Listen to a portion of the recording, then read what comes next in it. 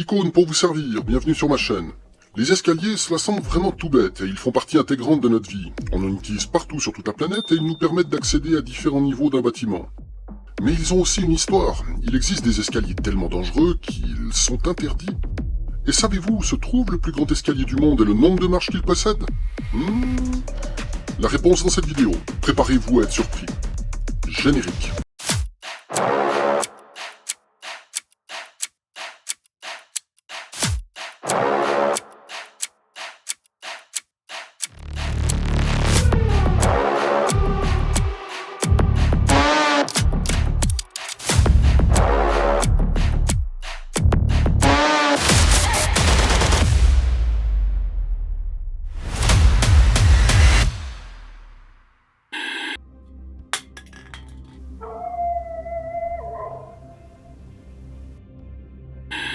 Quand l'homme n'était encore qu'un primate bien poilu et qu'il mesurait à peu près 1 mètre de haut, celui-ci vivait alors principalement en haut des arbres pour se réfugier et se nourrir. Ce n'est donc pas parce qu'il avait un niveau intellectuel très limité, Mais dis donc, Pépère. mais plutôt par souci de défense contre les prédateurs. Appelons notre primate Robert. Je m'appelle Robert. Je m'appelle Robert. Lorsque Robert eut l'envie d'aller voir ailleurs, il décida alors de descendre des arbres et d'adopter la posture debout pour regarder au loin, et ainsi se prévenir du danger. Robert décida avec le temps de garder cette posture sur 2 pattes. Donc Robert se trouve dans son arbre. Descendre d'un arbre. Ok, ça va. Mais avant de pouvoir en descendre, il faut y grimper. Bougrement intelligent. Et ça se fait vraiment pas tout seul. Il faut déjà être adapté physiquement pour s'accrocher et profiter de branches plus ou moins horizontales et assez proches du sol pour pouvoir amorcer l'ascension. Surtout si un bon jaguar sa mère qui a une forte envie de bouffer Robert est en train de le courser depuis un moment dans la plaine. Depuis que Robert s'est vu affublé d'un cerveau un tant soit peu plus évolué Qu'est-ce qui se passe? dans la réflexion technique que les autres animaux, Le chef veut savoir qui a commis le crime pour savoir pourquoi j'ai fait ça. celui-ci comprit très vite que pour grimper il serait très limité. En effet, Robert n'est pas affublé de griffes, et ne peut pas non plus sauter très haut.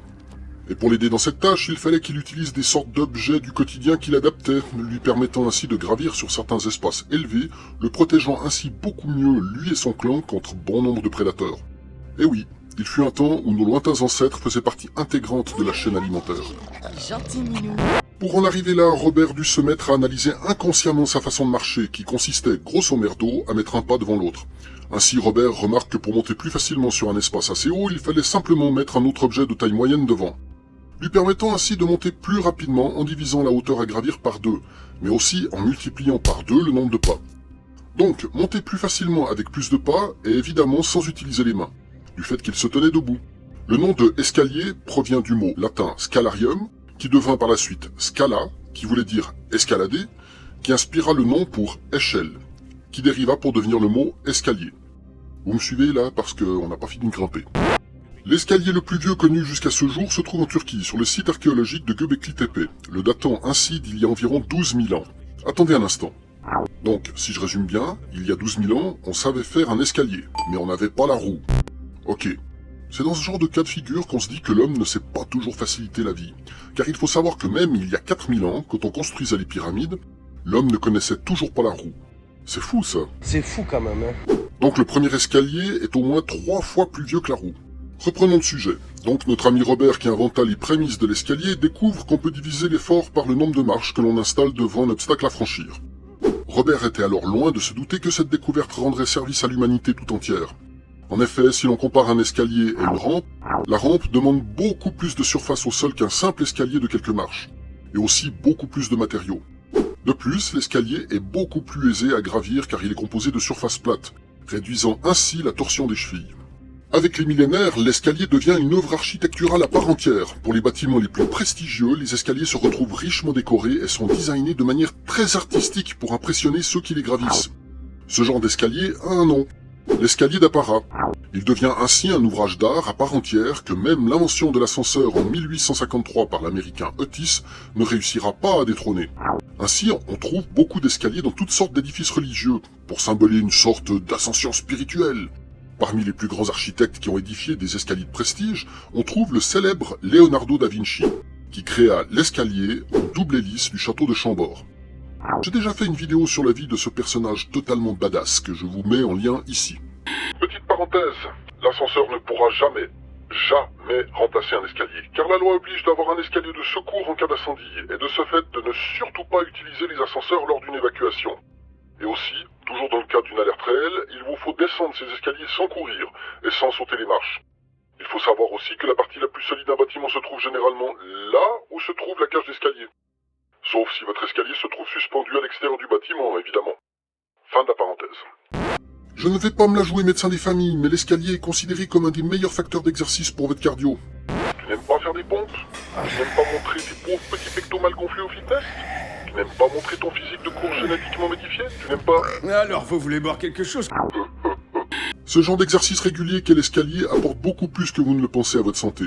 En fait, l'escalier a non seulement révolutionné radicalement notre confort, mais aussi notre architecture, notre mode de vie et notre économie. Et aussi apporté un impact sur l'entretien de notre santé. Bon, il n'y a évidemment pas que des bons points. Du fait de sa géométrie adaptable, on peut le poser un peu n'importe où et surtout dans les endroits raides et restreints. Et donc, forcément, s'il est mal conçu, il peut devenir dangereux, surtout quand on redescend. Inutile de vous dire que si vous loupez la première marche en descendant d'un escalier, vous risquez fortement de louper toutes les autres. Voilà, c'est gratuit. Et justement, puisque j'en parle, savez-vous comment on définit les dimensions d'un escalier ? On se dit que ça a l'air super simple à faire, mais il y a des règles à respecter pour ne pas créer quelque chose de stupide et dangereux. Et comme je ne voudrais pas être responsable d'influencer des gens à créer leur propre escalier et les voir faire de la merde... Instant technique.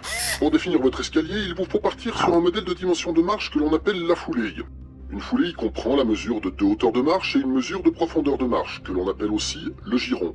Le total additionnel de ces 3 valeurs doit se situer entre 60 et 65 cm, et une pente maximum de 40 degrés, pour que votre escalier soit confortable et aux normes. Au-delà de cette pente, l'escalier est considéré comme dangereux et se rapproche plus d'une échelle. La pente idéale doit se trouver entre 25 et 35 degrés.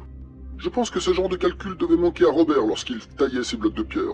Fin de l'instant technique. La question à 1000 points.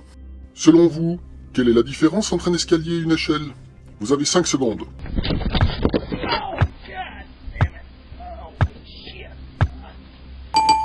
Il semblerait que ce soit pas vraiment défini. Mais si l'on met de côté la valeur de la pente, lorsque vous grimpez sur une échelle, vous posez vos mains directement sur l'échelle elle-même. Tandis que dans un escalier, vous posez vos mains sur une main courante. Une échelle est généralement mobile et repose sur 2 pieds. L'escabeau, lui, repose sur 4 pieds. Ça, c'est une anecdote qui va épater vos potes lors de votre prochaine soirée barbecue. Non, je déconne, hein. T'en es pas l'invité, Ellie, il est pas clair. Les escaliers les plus dangereux au monde. Oh, comme j'ai peur! Comme je le disais précédemment, un escalier c'est pratique, mais cela peut être très dangereux. Et cela peut dépendre de plein de facteurs, comme l'endroit où il doit être installé, s'il est mal conçu, etc. etc. Je me dis qu'il vaut mieux trouver des exemples. Ainsi, l'escalier Daiku Stairs, sur l'île d'Oahu à Hawaï. 3922 marches. Aussi connu sous le nom de Stairways to Heaven, ou escalier du paradis. Fabriqué dans les années 40 par l'armée américaine, cet escalier servait à atteindre une station de radio militaire. Cet escalier fut ouvert au public dans les années 70 et en 1987, le site fut totalement abandonné. Entre les coûts d'entretien faramineux, estimés à plusieurs millions de dollars, et sa dangerosité, l'escalier a été interdit d'utilisation. Vous risquez même une amende de 1000 $ si vous vous faites attraper à gravir ces marches. En 2021, après l'ultime accident d'un jeune de 24 ans qui a nécessité un rapatriement en hélicoptère, il a été décidé que cet escalier serait démantelé afin de stopper définitivement ce pèlerinage dangereux. Au Cambodge, le temple d'Angkor Wat fait trembler ses visiteurs par son escalier raide et imposant. Celui-ci accuse tout de même une pente à 70%. Dont les touristes courageux qui s'y risquent le grimpent principalement à 4 pattes.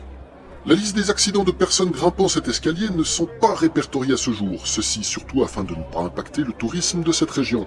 Mais il ne serait pas impossible que dans un proche avenir, l'accès à cet escalier soit interdit au public. Au Pays Basque, l'escalier de San Juan de Guadzelugatse,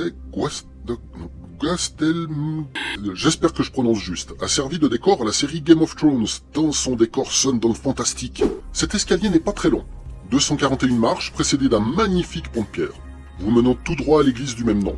Mais ne tentez pas de sortir de son tracé, déjà celui-ci est protégé par des murs vous assurant une toute relative sécurité.